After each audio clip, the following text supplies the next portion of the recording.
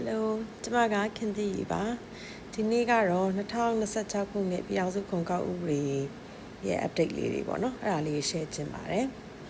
အဲ့တော့အနှစ်ချုပ်အနေနဲ့ပြောရမယ်ဆိုလို့ရှိရင်တော့2026ခုနှစ်ဒီမတ်လ15ရက်နေ့မှာပေါ့နော်2026ခုနှစ်ပြည်အောင်စုခွန်ကောက်ဥပဒေကိုပြဋ္ဌာန်းခဲ့တယ်ဒီဥပဒေကဒီဧပြီလ1ရက်နေ့ကနေစပြီးတော့မှနောက်နှစ်မတ်လ31ရက်နေ့အထိကိုအသက်ဝင်သွားမှာဖြစ်ပါတယ်မြန်မာနိုင်ငံရဲ့အခွန်စနစ်ရဲ့အခြေခံမူဝါဒတွေကရခိုင်နှစ်တွေအတိုင်းမှာပဲအများဆုံးမပြောင်းမလဲနဲ့ရှိနေရပေါ့နော်အဲ့တော့အထူးကုန်စည်ကွန်တင်ညာလွှာတွေပြင်တဲ့ဟာတွေနောက်ပြီးတော့လျှက်စစ်သုံးရင်တွေပေါ်မှာအခွန်ကင်းလွတ်ခွင့်ပေးထားတဲ့ဟာတွေကိုတော့ဒီနှစ်ထဲမှာဖယ်ရှားလိုက်တာတွေ့ရ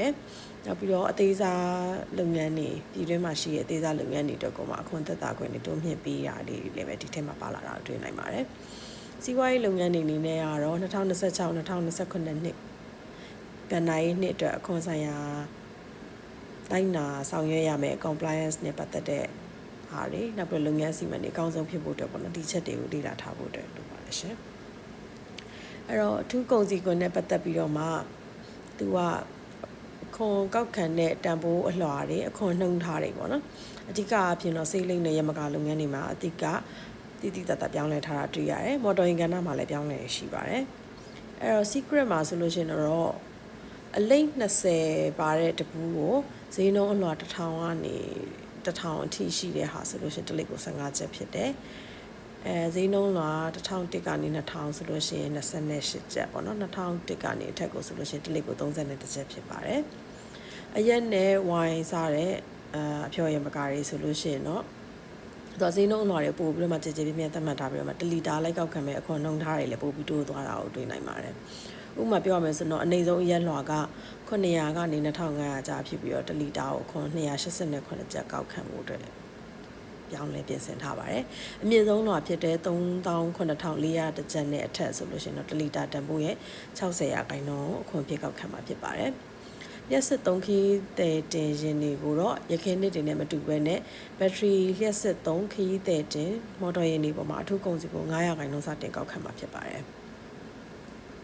ကုန်သွယ်လုပ်ငန်းကိုနဲ့ပတ်သက်ပြီးတော့မှအပြောင်းလဲတွေအနေနဲ့ကတော့ပြည်တွင်းမှာကုန်ထုတ်လုပ်ရောင်းချခြင်းတင်သွင်းခြင်းနဲ့ဝန်ဆောင်မှုလုပ်ငန်းတွေကိုပုံမှန်ကုန်သွယ်ခွန်900%ဆက်လက်ထားရှိထားတယ်။တချို့ကဏ္ဍတွေမှာတော့အထူးသတ်မှတ်ချက်လေးတွေရှိတာကိုတွေ့နိုင်ပါတယ်။လျှက်စစ်သုံးရင်တွေနဲ့ပတ်သက်ပြီးတော့မှကင်းလွတ်ခွင့်တွေဒီနှစ်မှာမရတော့ဘူးပေါ့နော်။2026ခုနှစ်ဥပဒေရဲ့ကုန်သွယ်လုပ်ငန်းကိုကင်းလွတ်ခွင့်ရခဲ့တဲ့ကုန်စည်စည်းရင်းမှာရခိုင်ပါဝင်ခဲ့တဲ့လျှက်စစ်သုံးရင်တွေနဲ့သက်ဆိုင်ရာလက်ဆက်ပစ္စည်းတွေပေါ့နော်အဲ့ဒါတွေမပါလာတော့တာကိုတွေ့ရနိုင်ပါတယ်အင်တာနက်ဝန်ဆောင်မှုတွေကနေရလာဝင်ငွေမှာ15%ဆက်လက်ကောက်ခံတယ်ဟိုတယ်နဲ့ခရီးသွားဝန်ဆောင်မှုတွေရွှေတန်းနဲ့ရွှေတယ်လုပ်ငန်းရောင်းချခြင်းအခြေခံအဆောက်အုံတိဆောက်ရောင်းချခြင်းတွေအတွက်ကိုတော့300%ခွန်ကောက်မှာဖြစ်ပါတယ်ပြည်ပကိုတင်ပို့တာနဲ့ပတ်သက်ပြီးတော့မှလျှက်စစ်တအားပြည်ပတင်ပို့တာကိုတော့800%ရေနံစိမ်းတင်ပို့တာအတွက်ကို900%ကောက်ခံမှာဖြစ်ပါတယ်တခြားကုန်စည်တင်ပို့မှုတွေအတွက်ကတော့ကုန်သွယ်ခွန်300%ကောက်ခံမှာဖြစ်ပါတယ်300%ကောက်ခံတယ်ဆိုတာကကြတော့အခွန်ကင်းလွတ်ခွင့်ပေးတာမဟုတ်ပဲね300%နဲ့ကောက်တယ်အဲ့ဒါကြောင့်မလို့ဒီပစ္စည်းအတွက်ကုန်ကျထားခဲ့တဲ့ကုန်ကျစရိတ်တွေထဲမှာကုန်သွယ်လုပ်ငန်းကိုပေးခဲ့တာရှိလို့ရှိရင်ပြန်ပြီးတော့မှ claim လုပ်ရတယ်ဆိုတဲ့သဘောပေါ့နော် refund ပြန်ရနိုင်တဲ့သဘောရှိပါတယ်ဝင်ငွေခွန်နဲ့ပတ်သက်ပြီးတော့မှတော့ဝင်ငွေခွန်အလွှာတွေကိုအဓိကကတော့အရင်အတိုင်းပဲဆက်လက်ထိန်းသိမ်းထားတယ်ပြည်တွင်းစီးပွားရေးကိုအားပေးဖို့နဲ့အလွတ်သဘောစီးပွားရေးစနစ်ထဲကိုဝင်ရောက်လာစေဖို့အတွက်ကိုမှပြောင်းလဲချုပ်လုပ်ထားတာကိုတွေ့နိုင်ပါတယ်မြန်မာနိုင်ငံကုမ္ပဏီများဥပဒေအရမှတ်ပုံတင်ထားတဲ့ကုမ္ပဏီတွေနိုင်ငံပိုင်စီးပွားရေးလုပ်ငန်းတွေနဲ့ MIC ခွင့်ပြုချက်နဲ့လုပ်ကိုင်တဲ့လုပ်ငန်းတွေတော့ပုံမှန်ဝင်ငွေကို22%ဆက်လက်သတ်မှတ်ထားပါတယ်ရန်ကုန် Stock Exchangeစီမင်းဝင်အများပိုင်ကုမ္ပဏီတွေအတွက်ကတော့18%ခွန်သက်သာခွင့်ပေးထားပါတယ်မြန်မာနိုင်ငံရဲ့ရင်းနှီးတဲ့တဘာဝတန်ခွေရှာဖွေတူးဖော်တဲ့လုပ်ငန်းမှာလုပ်ကိုင်တဲ့ကုမ္ပဏီတွေအတွက်ကတော့25%သတ်မှတ်ထားပါတယ်အသေးစားအလတ်စားနဲ့စီးပွားရေးလုပ်ငန်းတွေအသေးစားနဲ့အလတ်စားစီးပွားရေးလုပ်ငန်းတွေအနေနဲ့ကတော့ပြည်တွင်းထုတ်လုပ်ငန်းတွေဒေသစမှုလုပ်ငန်းကိုအခြေခံပြီးတည်ထောင်ထားတဲ့လုပ်ငန်းတွေအတွက်ပထမ3နှစ်ဆက်တိုက်တစ်နှစ်ကိုအသက်တင်ဝင်ငွေ300အထိဝင်ငွေကိုကင်းလွတ်ခွင့်ကိုတိုးမြင့်ပေးထားတာကိုတွေ့နိုင်ပါတယ်လူပုဂ္ဂိုလ်တွေအနေနဲ့ကတော့အခြေခံလစာဝင်ငွေ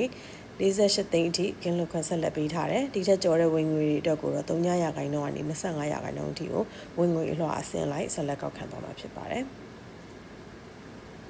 စီးကျက်မှုမှာကင်းလွတ်နေတဲ့ဝင်ငွေတွေအတွက်ကိုအခွန်သက်သာခွင့်နဲ့ပတ်သက်ပြီးတော့မှလည်းစီးကျက်မှုနဲ့ကင်းလွတ်တယ်ဆိုတာကတော့ဝင်ငွေရလည်းမဖော်ပြနိုင်တဲ့ဝင်ငွေတွေပေါ့နော်အဲ့ဒါတွေကိုအရင်နှီးပိုင်ဆိုင်မှုတွေဝယ်တယ်ဆိုတော့ကုမ္ပဏီမှာ share ထည့်တာမျိုး share ဝယ်တာမျိုးတွေစီးပွားရေးလုပ်ငန်းအသစ်တည်ထောင်တာတွေ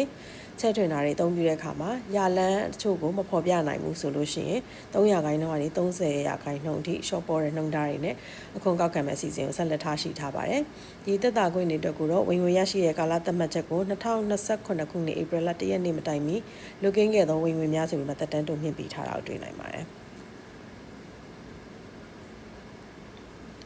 ကျောက်မြတ်ရတနာအခွန်နဲ့ပတ်သက်ပြီးတော့မှအစိုးရကကျင်းပတဲ့ပြပွဲတွေတော့၎င်းပြင်ပမှာရောင်းချတဲ့ကျောက်မြတ်ရတနာတွေပေါ်မှာအခွန်တွေကိုကျောက်စိမ်းအရိုင်းလုံးဆိုလို့ရှိရင်17%ခိုင်နှုန်းကျောက်မြတ်ခွန်ကောက်ပါမယ်ပရမများနီလာနဲ့အခြားဘူးတန်ကျောက်မြတ်ရတနာအရိုင်းတွေကိုတော့9%ခိုင်နှုန်းကောက်ပါမယ်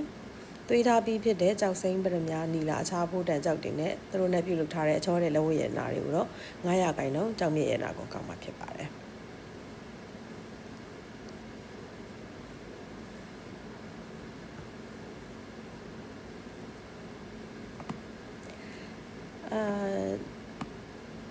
ဒီ2026ခုနှစ်ပေါ့နော်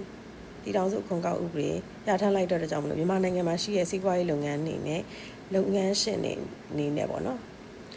ဒီဟာတွေကိုပြန်ပြီးတော့မှကိုယ်လုပ်ငန်းတွေမှာ apply လုပ်ဖို့အတွက်ကိုမှအများဆုံးသုံးသပ်ပြီးတော့မှဆောင်ရွက်ဖို့လိုအပ်ပါတယ်စေးလိပ်ရမကာနဲ့မော်တော်ယာဉ်ကဏ္ဍမှာရှိတဲ့ကုမ္ပဏီတွေကပြောင်းသွားတဲ့ SGT တွေအထူးကုန်စည်ခွန်တွေပေါ့နော်အဲ့ဒါနဲ့ကုန်သွယ်လုပ်ငန်းခွန်တွေရဲ့နှုန်းထားတွေကိုစားသုံးသူတွေကို pass လုပ်မလားပေါ့နော်လွှဲပြောင်းပေးမလားဒါမှမဟုတ်လို့ရှိရင်ကိုကပဲကြာခံမလားဆိုတော့ကိုယ့်ရဲ့ဈေးနှုန်းသတ်မှတ်ချက်တွေကုန်ကျစရိတ် model တွေပြန်ပြီးတော့မှတွက်ချက်ဖို့အတွက်တွက်ချက်ထားတင်ပါပြီပေါ့နော်ပြည်တွင်းထုတ်လုပ်မှုလုပ်ငန်းအသစ်တွေတည်ထောင်ဖို့လုပ်နေတယ်ဆိုလို့ရှိရင်တော့အသစ်တွန်းမြင့်လိုက်တဲ့ဒီသိန်းနေရအသက်တင်ဝင်ငွေကိုကင်းလွတ်ခွင့်အပြည့်အသုံးချနိုင်မှုအတွက်ကိုမှကိုကဒီဟာကို eligible ဖြစ်မဖြစ်ပေါ့နော်အဲ့ဒါလေးကိုပြန်ပြီးတော့မှသုံးသပ်ပြီးတော့မှစီမံသင့်ပါတယ်ငွေကြေးရင်းနှီးတွေအများကြီးပိုင်ဆိုင်ထားတဲ့သူတွေအနေနဲ့နိုင်ငံသားတွေအနေနဲ့ပေါ့နော်မိမိတို့အလွတ်သဘောရင်းနှီးမြှုပ်နှံတာတွေကိုတရားဝင်စနစ်ထဲကိုတက်တာတဲ့အခွန်နှုန်းနဲ့ဝင်ရောက်နိုင်မှုအတွက်ကိုမှစီးကျက်မှုမှကင်းလွတ်နေသောဝင်ငွေအစီအစဉ်ကိုတုံးပြီးတော့မှဒီနှစ်ထဲမှာလုပ်မယ်ဆိုလို့ရှိရင်တုံးချလို့ရနိုင်တယ်ပေါ့နော်နောက်နှစ်တကြလို့ရှိရင်တော့အဲ့ဒီစီးကျက်မှုကလွတ်